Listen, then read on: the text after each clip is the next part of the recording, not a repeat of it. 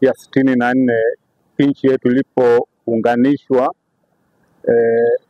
kutoka katika nchi mbili, Zanzibar na Tanganyika, kwa Jamhuri ya Muungano wa Tanzania tarehe 26 mwezi wa 4 mwaka 1964.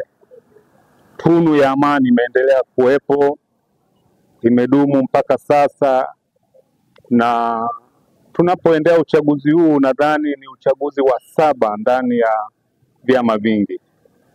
Of course tumeenda vizuri, lakini kwa kadri teknolojia inavyozidi kukua, matumizi ya media yanapozidi kuwa na uhuru zaidi au kuongezeka, wakati mwingine kumekuwa na hali za hapa na pale za taharuki wakati fulani, kwa sababu aidha kutokuwa na mwelekeo wa aina moja wa watu wakati fulani wameweza kusababisha wengine hofu miongoni mwa Watanzania. Sasa sisi kama viongozi wa dini ni kuileta jamii pamoja na kufundisha namna ya kuyapokea yaliyo mema, lakini pia tunajua kwamba Wakristo au wafuasi wetu wa dini zetu wamo ambao ni raia wa kawaida, wako viongozi wa serikali, wako viongozi wa vyama mbalimbali, wote ni wa kwetu, lakini wajibu wetu ni kuwaweka pamoja.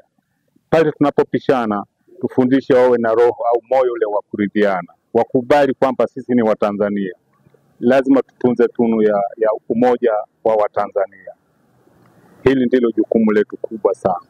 Mimi kwa majina naitwa Mulaba Saleh Lulat, ni mmoja katika masheikh hapa Tanzania, na tukiwa na mada kuu ambao kama ilivyoainishwa hapa ni swala la amani, maridhiano na haki. Kwa kweli tukiwa tunaelekea katika swala zima hili la uchaguzi tarehe 29 Oktoba, kama kiongozi wa dini ningependa kusisitiza sana kuhusu swala la amani. Na swala hili la amani ambalo tunajivunia sana kama Watanzania limejengwa na lina mizizi mikubwa na lina misingi yake, kwamba viongozi wetu wa kidini, wazee wetu wamelichangia sana ili kuliweka. Kwa hivyo tunahitaji kulitunza jambo hili, ni tunu kubwa ambalo tunajivunia kama Watanzania. Na hapa ndipo pia tunataka kuwaelekeza Watanzania kiujumla kwamba swala hili la masuala ya vurugu tunazosikia katika mitandao na kadhalika ni swala ambalo tunahitaji kuwa makini sana na kujua kutofautisha baina ya mchele na pumba. Kwa hivyo tusiyumbishwe na watu ambao hawana mitazamo sahihi ya kujenga ile misingi na kuheshimu misingi ya amani tuliyokuwa nayo hapa Tanzania.